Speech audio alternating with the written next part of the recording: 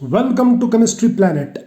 आज हम डिस्कस करने वाले हैं एक important topic that is nursed distribution law, या इसे हम सिंपली डिस्ट्रीब्यूशन लॉ भी कहते हैं या पार्टीशन लॉ भी कहते हैं। इस डिस्ट्रीब्यूशन लॉ में हम distribution of solute between two immiscible solvents देखते हैं, और इसकी शुरुआत डिस्ट्रीब्यूशन लॉ की जो शुरुआत है वो होती है बर्सोलेट के एक्सपेरिमेंट से, जो उसने 1872 में की। उसने आयोडीन को दो लिक्विड्स में डिज़ोल्व किया, कार्बन डाइसल्फाइड और वाटर। जब हम कार्बन डाइसल्फाइड और वाटर को मिक्स करते हैं तो ये आपस में मिसिबल नहीं है, यानी डिज़ोल्व नहीं होती। इनकी म्यूचुअल सॉल्युबिलिटी बहुत ही कम है, या मैं बोलूँगा नेग्लिजिबल है, ये एक दूसरे में मिसिबल नहीं है। लेकिन जब इसने इसमें आयोडीन डाला तो उसने देखा कि इसमें से कुछ पोर्शन आयोडीन का वाटर में डिज़ोल्व होता है और कुछ कार्बन डाइसल्फाइड में डिज़ोल्व होता है।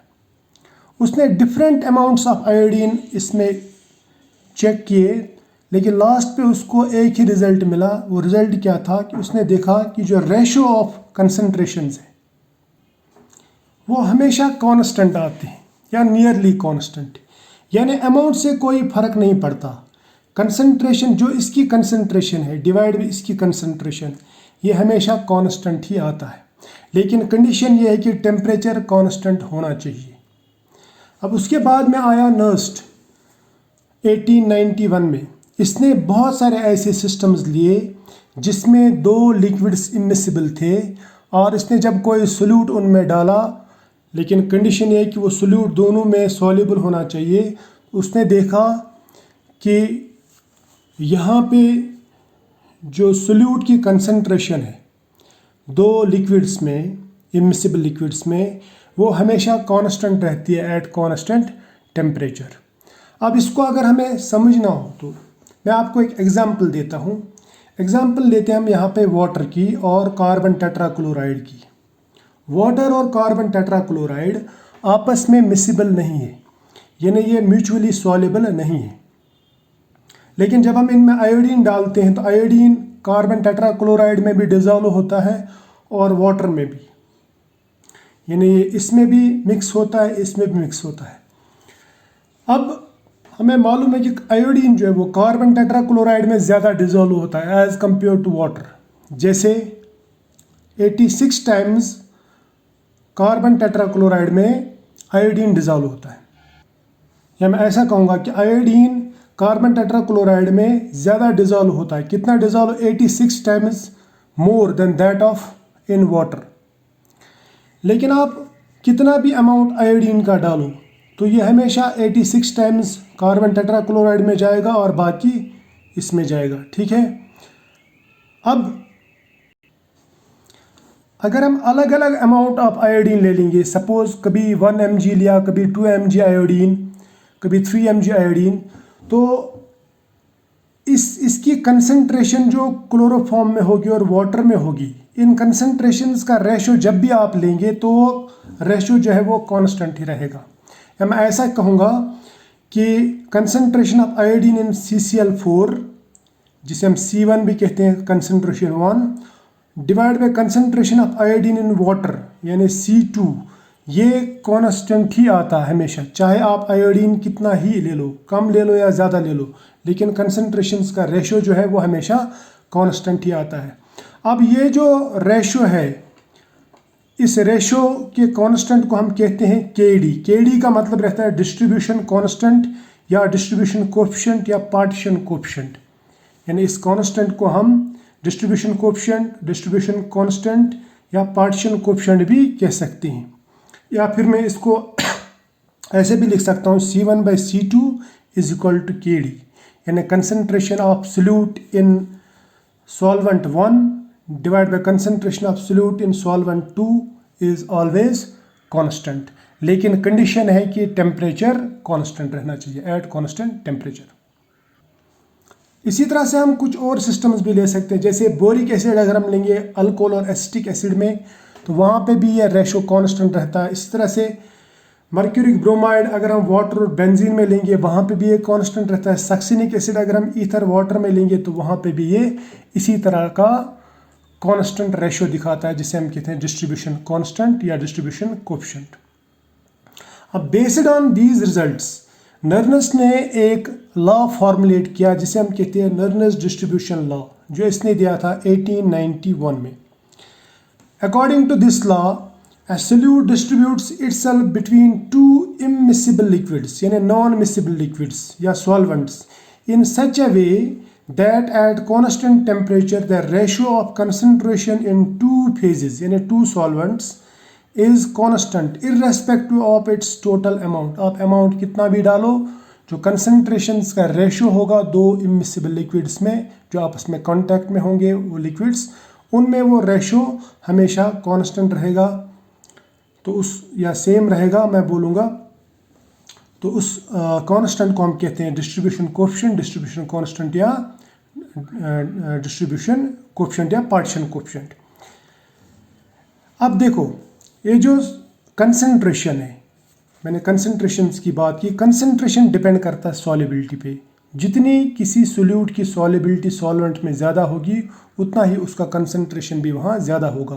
तो मैं ये कह सकता हूँ कि concentration is directly proportional to solubility.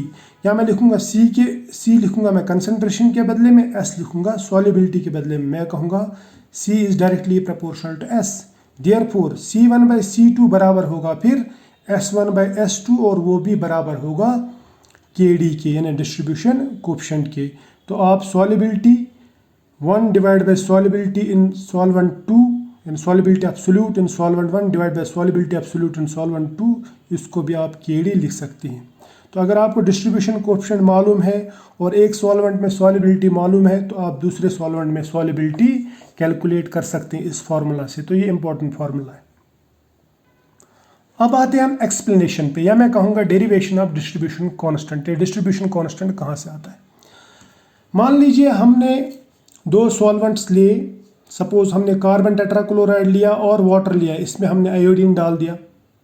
तो क्या होगा, आयोडीन इसमें भी सॉल्युबल हो जाएगा कार्बन टेट्राक्लोराइड में और ये वाटर में भी सॉल्युबल होगा।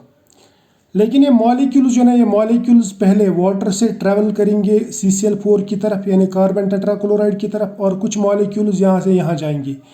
यानी आयोडीन कभी इधर जाएगा तो कभी इधर, यानी चलता जाएगा, तब तक जाएगा जब तक नहीं ये इक्विलिब्रियम में आ जाए। इक्विलिब्रियम यानी कुछ देर के बाद में ये इक्विलिब्रियम में आ जाएंगे और इसकी जो एक कंसंट्रेशन रेशियो ये बराबर हो जाएगा, यानी कांस्टेंट हो जाएगा, फिक्स हो जाएगा।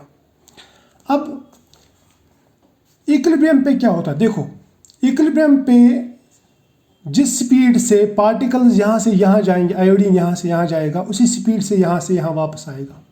तो मैं ये कहूँगा कि rate of movement of iodine from solution 1 is directly proportional to concentration of iodine in solution 1। यहाँ पे जितना आयोडीन ज़्यादा होगा उसी हिसाब से मॉलिक्यूल्स यहाँ से यहाँ ट्रैवल करेंगे, उसी स्पीड से ट्रैवल करेंगे। इस तरह से इसको मैं कह सकता हूँ कि, या इसे मैं रेट कहूँगा, rate of flow of iodine molecules. इसको मैं ऐसे भी कह सकता हूँ कि रेट जो होगा रेट 1 वो बराबर होगा K1 C1। C1 क्या है, कंसंट्रेशन ऑफ सॉल्यूशन 1। इसी तरह से रेट 2, अब यहाँ से यहाँ आयोडीन की स्पीड से जाएंगे, वो डिपेंड करेगा जितना यहाँ पे कंसंट्रेशन ज़्यादा होगा। जितना कंसंट्रेशन ज़्यादा होगा उतना ज़्यादा स्पीड से आयोडीन मॉलिक्यूल्स यहाँ से यहाँ ट्रेवल करेंगे। तो मैं कहूँगा R2 is directly proportional to C2, या मैं कहूँगा R2 is equal to K2 C2। लेकिन इक्विलिब्रियम पे रेट ऑफ, या मैं कहूँगा R1 rate of flow of iodine from solution 1 या concentration 1 to concentration 2 will be equal to rate of flow of iodine from solution 2 to solution 1। या मैं कहूँगा कि जो रेट है ये दोनों रेट्स बराबर होंगे, है ना। Rate of forward change is equal to rate of backward change, ये इक्विलिब्रियम पे ऐसा होता है। तो इसका मतलब R1 और R2 आपस में बराबर होंगे। तो फिर K1 C1 will be equal to K2 C2, क्योंकि R1 K1 C1 के बराबर है, R2 K2 C2 के बराबर है, ठीक है। या मैं इसको ऐसे ही कह सकता हूँ, K1 को इधर ले जाओ, C2 को इधर ले जाओ, तो ये बन जाएगा C1/C2 is equal to K2/K1। अब ये क्या है, ये कॉन्स्टेंट्स हैं, है ना, जिन्हें हम रेट कॉन्स्टेंट्स कहते हैं। इन रेट कॉन्स्टेंट्स के रेशो को ही हम KD कहते हैं। फिर मैं ये कह सकता हूँ C1/C2 is equal to KD, यानी डिस्ट्रीब्यूशन कोफिशिएंट या डिस्ट्रीब्यूशन कांस्टेंट या पार्टीशन कोफिशिएंट। अब ये जो लॉ हमने देखा, इसकी एक्सप्लेनेशन देखी, इसकी कुछ लिमिटेशंस हैं। पहला लिमिटेशन क्या है, या मैं वैलिडिटी बोल सकता हूँ कि वैलिडिटी ऑफ डिस्ट्रीब्यूशन लॉ कहाँ तक है। देखो, ये लॉ तभी वैलिड है जब टेम्परेचर कांस्टेंट रहेगा। अगर आप टेम्परेचर चेंज करेंगे तो डिस्ट्रीब्यूशन रेशो जो है वो भी चेंज हो जाएगा, क्योंकि टेम्परेचर चेंज करने से सॉल्युबिलिटी चेंज हो जाती है। इस तरह से जो दो सॉल्वेंट्स हैं, जिन दो सॉल्वेंट्स के बीच में हम ये डिस्ट्रीब्यूशन देख रहे हैं, ये आपस में इमिसिबल होने चाहिए या फिर पार्शियली मिसिबल होने चाहिए, यानी थोड़े बहुत मिसिबल होने चाहिए। The two solvents should be immiscible और पार्शियली मिसिबल। ये दूसरा लिमिटेशन है या दूसरा फैक्टर है जिसके अंदर हमें काम करना है। ठीक है, यानी तभी वैलिड है जब ये आपस में इमिसिबल होंगे लिक्विड, तब ये वैलिड है।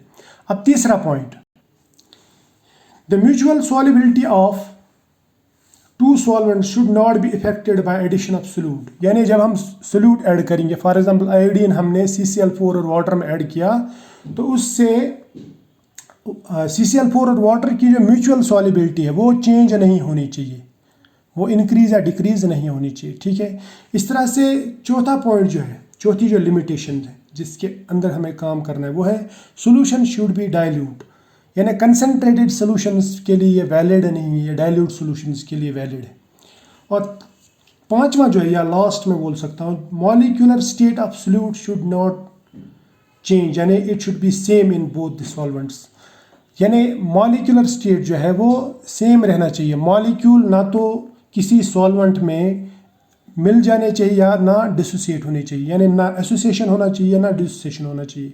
फॉर एग्जांपल, अगर मैं HCl वाटर में डाल दूं तो HCl या कोई भी इलेक्ट्रोलाइट, स्ट्रॉन्ग इलेक्ट्रोलाइट, वो वाटर में ब्रेक होता है, तो इसका मतलब HCl और बाकी स्ट्रॉन्ग इलेक्ट्रोलाइट्स के लिए ये जो डिस्ट्रीब्यूशन लॉ है ये वैलिड नहीं है।